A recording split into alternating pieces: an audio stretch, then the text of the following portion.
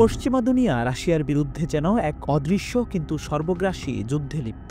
Ukraine যুদ্ধের তৃতীয় বছরে পৌঁছেও যখন সংঘাত থামার কোনো লক্ষণ নেই, তখন একদিকে পশ্চিমা সামরিক জোট ন্যাটো বৃহত্তম মহড়ার মাধ্যমে সরাসরি শক্তি প্রদর্শন করছে।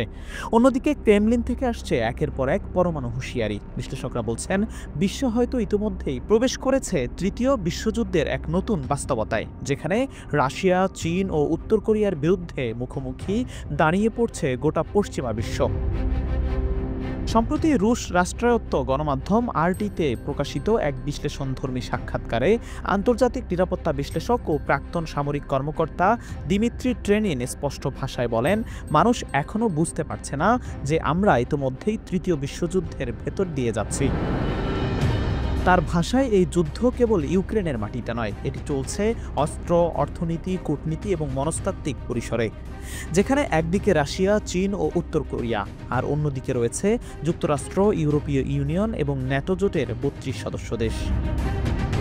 এই বাস্তবতা নতুন নয়। ইউক্রেন যুদ্ধে পশ্চিমারা প্রথম থেকেই সরাসরি অংশ না নিলেও আজ তারা যুদ্ধের মেরুদণ্ডে পরিণত হয়েছে। যুদ্ধক্ষেত্রে প্রতিনিয়ত প্রবাহিত হচ্ছে বিলিয়ন ডলারের অস্ত্র, ড্রোন, ক্ষেপণাস্ত্র ও ট্যাঙ্ক। ইউক্রেনীয় সেনাদের প্রশিক্ষণ দেয়া হচ্ছে পশ্চিমা ঘাঁটিতে।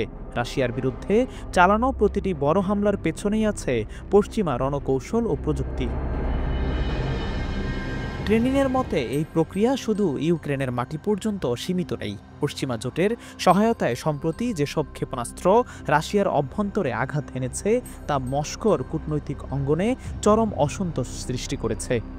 এ ধরনের হামলা সরাসরি রুশ ভূখণ্ডের সার্বভৌমত্বে হস্তক্ষেপ, যা ক্রেমলিনের কাছে একটি স্পষ্ট লাল রেখা অতিক্রমের বার্তা বহন করে। তিনি হুঁশিয়ার করে বলেন, পশ্চিমাদের এই কৌশল যদি অব্যাহত থাকে, তাহলে ন্যাটো জোটের কয়েকটি দেশের সঙ্গে রাশিয়ার মধ্যে একটি পরমাণু সংঘাতের আশঙ্কা অমূলক নয়। ট্রেনিন আরও বলেন, পশ্চিমা বিশ্বের যুদ্ধনীতি হল শত্রুপক্ষের কৌশলগত ও বেসামরিক অবকাঠামো ধ্বংস করে মনোবল ভেঙে দেয়া।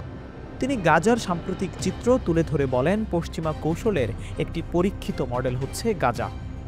সেখানেও বেসামরিক স্থাপনায় ভয়াবহ হামলা চালিয়ে শত্রুপক্ষের মনস্তাত্ত্বিক শক্তি ভেঙে ফেলা হয়েছে।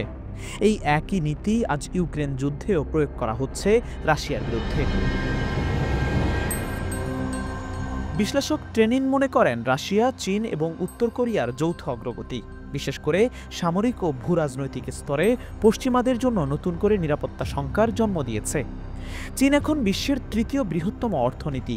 উত্তর কোরিয়া দ্রুত ক্ষেপণাস্ত্র ও পরমাণু কর্মসূচিতে অগ্রসর হচ্ছে, আর রাশিয়া ইউক্রেন যুদ্ধে বিপুল পশ্চিমা সমর্থনের মাঝেও প্রতিরোধ চালিয়ে যাচ্ছে।